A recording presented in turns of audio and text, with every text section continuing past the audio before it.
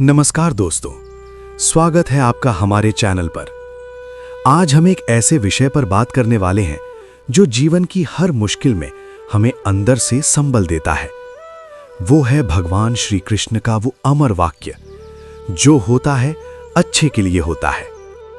जी हाँ दोस्तों, भगवद गीता में श्री कृष्ण अर्जुन को यही समझाते हैं कि इस संसार में कुछ भी व्यर्थ नहीं होता। हर घटना, हर परिस्थिति ईश्वर की एक लीला है जो हमें तोड़ने नहीं बल्कि बेहतर बनाने के लिए होती है। दोस्तों, क्या आपने कभी अपने मन से पूछा है कि जीवन में इतनी उथल-पुथल क्यों होती है? कभी अचानक खुशी मिल जाती है तो कभी बिना वजह दुख आ जाता है।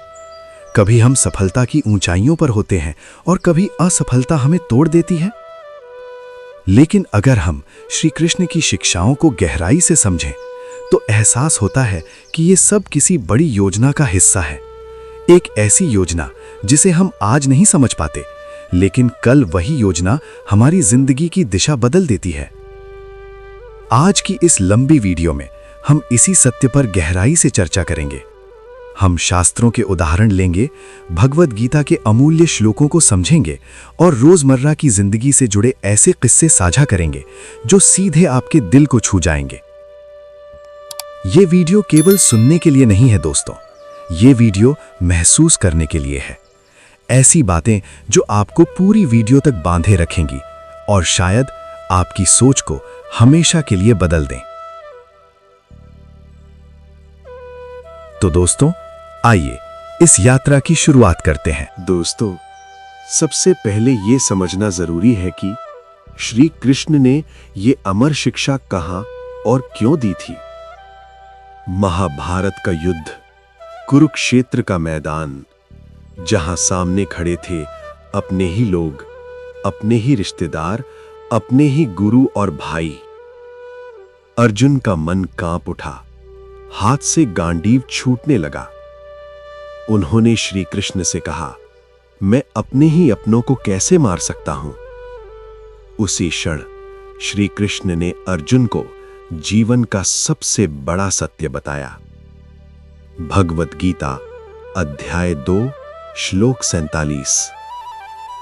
कर्मण्येवधिकारस्ते मा फलेषु कदाचन मा कर्म फल हेतुर्भूः मा ते संगो अस्त्व कर्मणि। इस श्लोक का अर्थ है दोस्तों, तुम्हारा अधिकार सिर्फ कर्म करने पर है, फल पर नहीं। फल की चिंता मत करो, क्योंकि जो होगा वो ईश्वर की इच्छा से होगा, और जब वो ईश्वर की इच्छा से होगा तो वो गलत कैसे हो सकता है, वो अच्छा ही होगा। दोस्तों, यही वो क्षण था जहां श्री कृष्ण ने अर्जुन को सिखाया कि डर, दुख, असफलता ये सब अस्थाई हैं, लेकिन कर्म और धर्म ये शाश्वत है। श्री कृष्ण कहते हैं, अगर तुम सिर्फ फल की चिंता करोगे तो डर हमेशा तुम्हारे साथ रहेगा, लेकिन अगर तुम कर्तव्य निभाओगे तो शांति अपने आप आएगी। दोस्तों, जरा एक बीज की कल्पना कीजिए। जब उसे मिट्टी में दबाया जाता है तो वो टूटता है, अंधेरे में चला जाता है, लेकिन वही टूटना एक दिन एक विशाल वृक्ष बन जाता है। ठीक वैसे ही जीवन की परेशानियां हमें तोड़ने नहीं आती, वो हमें नया बनाने आती हैं। और यही कारण है दोस्तों कि श्री कृष्ण कहते हैं, जो होता है अच्छे के लिए होता है। दोस्तों, अब चलिए महाभारत की एक ऐसी घटना की ओर जिसे सुनकर आज भी दिल कांप उठता है। द्रौपदी का चीरहरण। सभा भरी हुई थी, राजा, महारथी, गुरु सब मौजूद थे, लेकिन जब अधर्म हुआ तो सब मौन थे। द्रौपदी ने एक एक करके सबसे सहायता मांगी, लेकिन कोई आगे नहीं आया। उस पल सब कुछ खत्म होता हुआ लग रहा था। और तब द्रौपदी ने अपनी आंखें बंद की और पुकारा, हे कृष्ण। और दोस्तों, जहां मनुष्य असफल होता है वहां भगवान प्रकट होते हैं। श्री कृष्ण ने द्रौपदी के मान की रक्षा की। उस दिन जो हुआ वो बहुत पीड़ादायक था। लेकिन वही घटना महाभारत के युद्ध का कारण बनी और अधर्म के विनाश का रास्ता खुला। देखिए दोस्तों, जो उस समय सबसे बड़ा अपमान लगा, वही अंत में धर्म की स्थापना का कारण बना।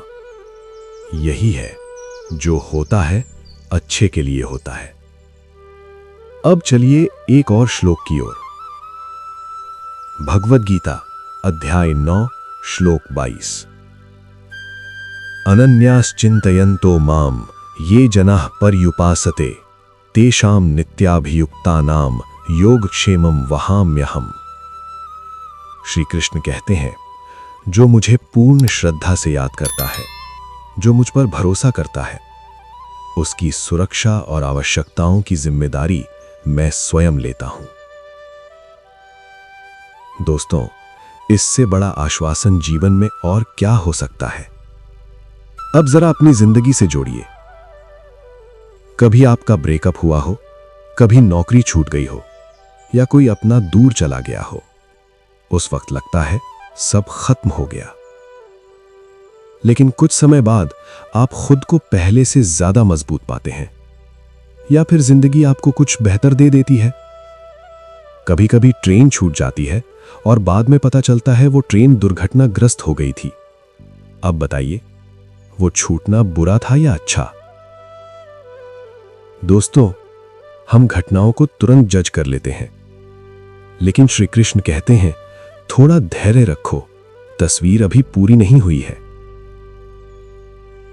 महाभारत में पांडवों का वनवास, 13 साल का कष्ट, अपमान, संघर्ष, पीड़ा, लेकिन वही वनवास उन्हें योद्धा बना गया। अगर वो वनवास न होता तो महाभारत का इतिहास अधूरा रह जाता। वो कष्ट अच्छे के लिए था। दोस्तों, अब जरा अपने दिल से पूछिए, क्या आपकी जिंदगी में ऐसा कुछ नहीं हुआ जो उस वक्त बुरा लगा लेकिन बाद में वरदान बन गया? श्री कृष्ण की लीला हमेशा तत्काल समझ नहीं आती, लेकिन वो कभी भी हमारे अहित के लिए नहीं दोस्तों, होती। अब मैं आपको एक छोटी सी कहानी सुनाना चाहता हूं, लेकिन इसकी सीख बहुत गहरी है। एक गांव में एक गरीब किसान रहता था। एक दिन उसका घोड़ा भाग गया। पड़ोसी आए और बोले, बहुत बुरा हुआ। किसान मुस्कुराया और बोला, देखते हैं। अगले दिन वही घोड़ा कुछ जंगली घोड़ों के साथ लौट आया। पड़ोसी बोले, बहुत अच्छा हुआ। किसान फिर बोला, देखते हैं। कुछ दिन बाद किसान का बेटा घोड़े से गिर गया और उसका पैर टूट गया।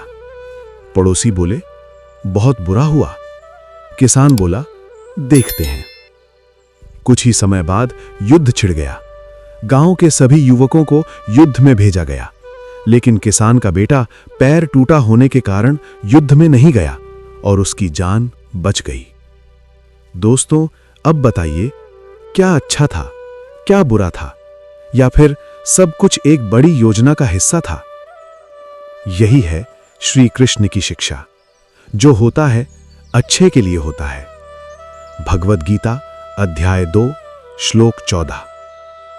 मात्रा स्पर्शास्तु कौन्तेय शीतोष्ण सुख दुख दाह आगमा पाई नो नित्या तान स्थितिक्षस्व भारत।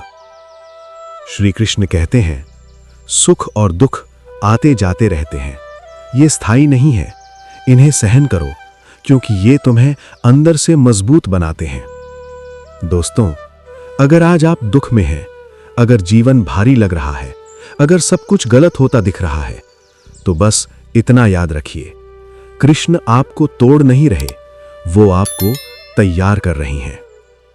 कभी कभी ईश्वर हमें अंधेरे से निकालते हैं ताकि हम अपने भीतर का प्रकाश पहचान सकें। आपका दर्द व्यर्थ नहीं है, आपका संघर्ष बेकार नहीं है। जो आज आपको रुला रहा है, कल वही आपकी सबसे बड़ी ताकत बनेगा। बस अपना कर्म करते रहिए और श्री कृष्ण पर भरोसा रखिए, क्योंकि जब कृष्ण साथ हो तो कुछ भी गलत नहीं हो सकता। दोस्तों, अगर ये वीडियो आपके दिल को छू गई हो तो इसे किसी ऐसे इंसान तक जरूर पहुंचाइए जो आज टूट रहा है। शायद ये शब्द किसी की जिंदगी बचा लें। वीडियो को लाइक कीजिए, चैनल को सब्सक्राइब कीजिए और कमेंट में लिखिए जय श्री कृष्ण।